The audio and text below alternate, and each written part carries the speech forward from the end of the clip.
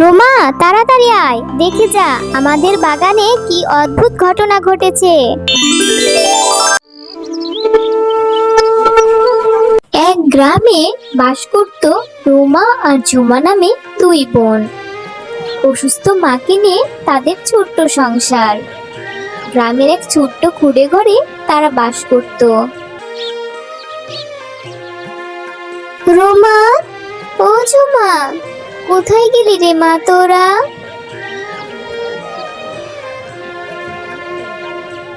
এই তো মা, আমি এখানে। আমি ঘরের সমস্ত কাজ শেষ করে পানি নিয়ে এলাম। আর ঝুমা ঘরের পিছনে সব সবজি কেটে নিয়ে বাজারে গেছে সবজি বিক্রি করতে।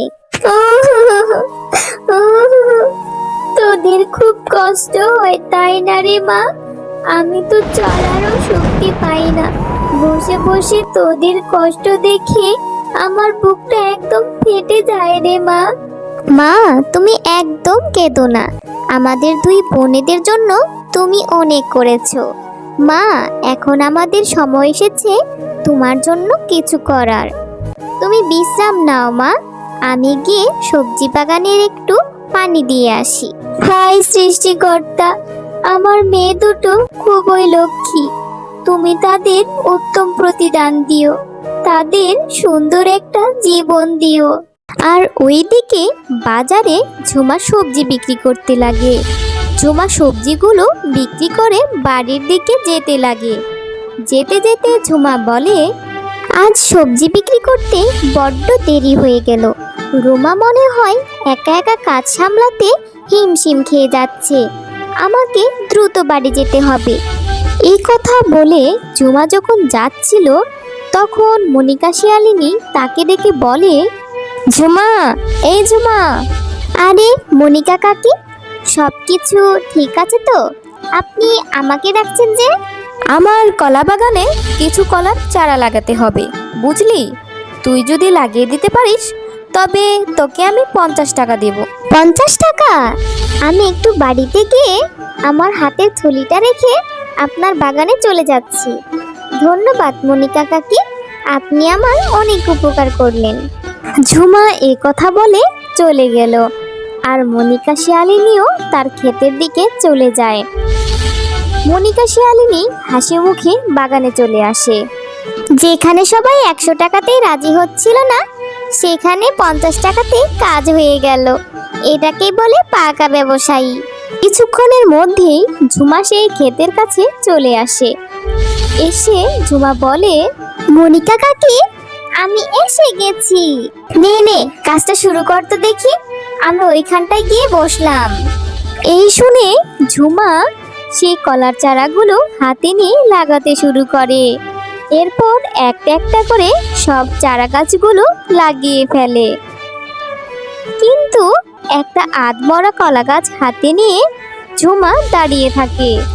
আর সে মনিকা শিয়ালিনীকে বলতে থাকে, মনিকা কাকি, আমি সব কলা গাছের চারা লাগিয়ে ফেলেছি, কিন্তু এটা কি করব? এটা তো প্রায় মরো মরো অবস্থা।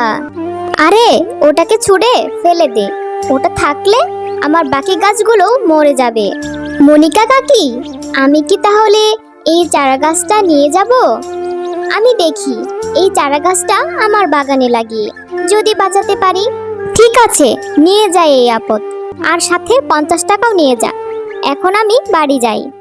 কলা গাছ আর 50 টাকা পেয়ে ঝুমা অনেক খুশি হয়ে যায় আর মনে সুখে বাড়ি চলে আসে। ঝুমা যখন বাড়ি আসে তখন রুমা ঝুমাকে দেখে বলে, কিরে, তোর হাতে পায়ে মাটি কেন?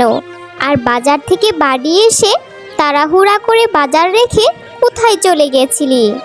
রুমা, এই দেখ 50 টাকা। তুই না বলেছিলি ঘরে চাল সারাবি, 20 টাকায় হয়ে যাবে, আর বাকি টাকায় কবিরাজের থেকে মার জন্য ওষুধ কিনবো। তুই এত টাকা কোথায় পেলি? মনিকা কাকির বাগানে কলা গাছের চারা রোপণ করেছি। আর দেখ, আমি মনিকা কাকির বাগান থেকে একটা গাছের চারা এনেছি। আমাদের বাগানে এই গাছটি লাগিয়ে দিব, আর আমরা এই গাছের অনেক যত্ন করব। অনেক যত্ন করে একে বাঁচিয়ে তুলব। তুই একা একা এত কষ্ট করলি বোন, আমাকে বলতি, আমিও তোকে সাহায্য করতাম। তুই তো বাড়িতে কত কাজ করছিলি আর মায়ের সেবা করছিলি। চল দুজনে মিলে কলা গাছের চারাটা আমাদের বাগানে লাগিয়ে দিই।